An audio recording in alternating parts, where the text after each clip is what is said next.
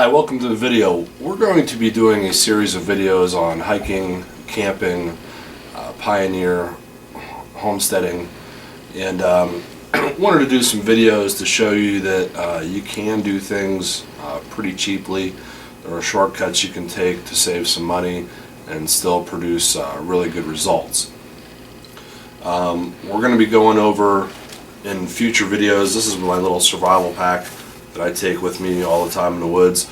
We're going to cover everything that's in there, starting off with these little things, which are cotton ball candles is what I call them. We're going to go over how to make these and what you can use them for. These are real easy to make. All you got to do is you can either take a candle, throw it on a hot plate in a jar, let it melt down, or you can just use a regular candle like this. Basically what you want to do is you just want to get these things covered in wax. I use a pair of tweezers, dunk them down into the wax, pull it out.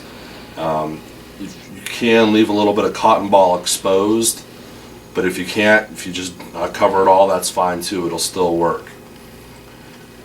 If you use the candle, what I do is I light the candle and I hold it over the cotton balls to the side because the flame hits more of the wax, and let it drip on there and just turn it with my fingers until it's pretty much all covered. It doesn't take long at all, just a few minutes, and I just do them right on a paper plate like this and let them harden up.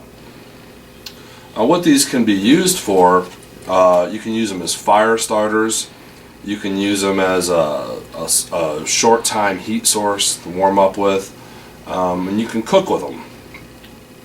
As a fire starter, you can take 4 or 5 of them, 6, however many you need, place them together, light them up, and put your tinder on top of it. Now if you have some real small tinder to work with, a tinder bundle and small twigs, you can probably get away with using 1 or 2 of these.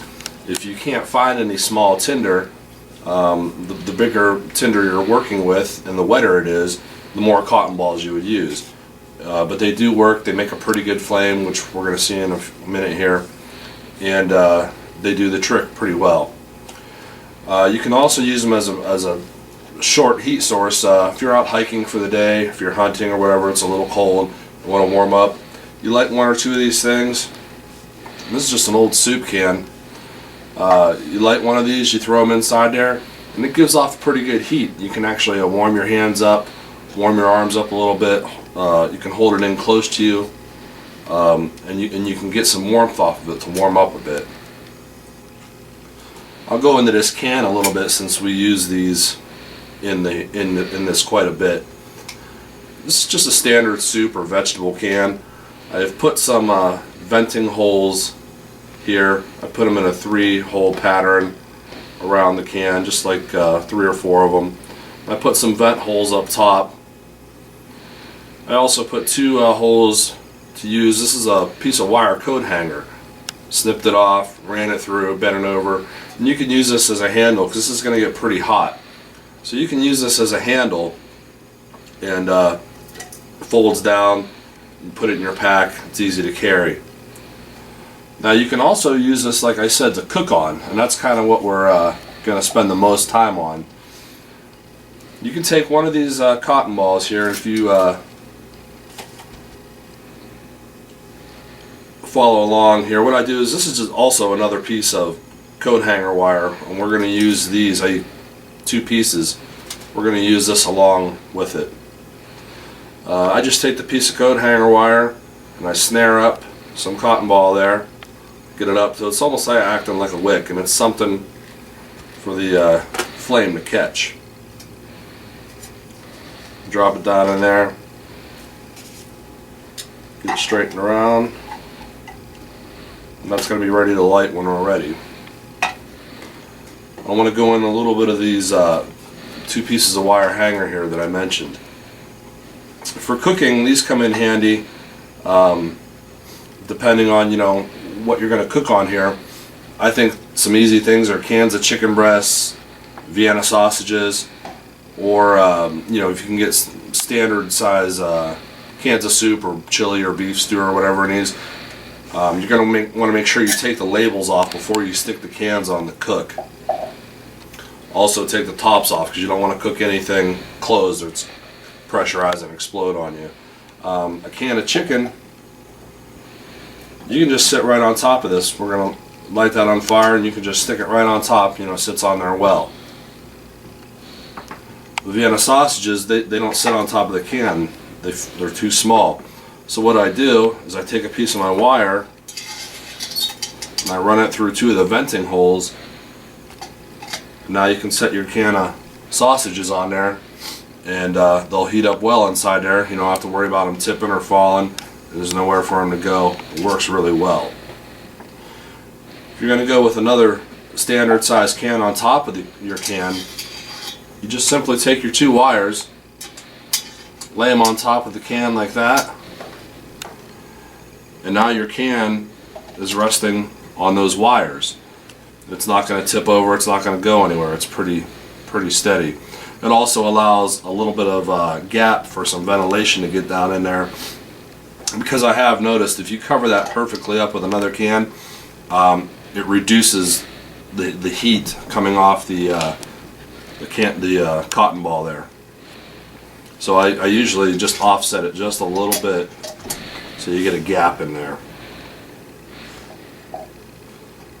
Another thing I like to carry with me when I'm doing this, just a little piece of tin foil. Works good to put over the top of whatever you're heating because you remove the top. I just put that over there and I poke a few vent holes in it. Doesn't really allow the heat to escape, but allows the pressure out, and it heats up a lot faster having it covered. Now you could take all these items and just wrap them up and put them inside your little cook can. Stuff a rag or something down in there, and it keeps it all from falling out. You can carry it around in your pack, and you can use your rag to clean up with afterwards. I'm going to light one of these candle balls now so we can get a look. I'm going to show you how fast they actually light. It's already lit. Okay, so we got this lit here. And you can see inside the flame that's already on there, and that flame's going to keep expanding. It's going to keep getting bigger, and we're going to get a pretty good flame here in about a minute or 2.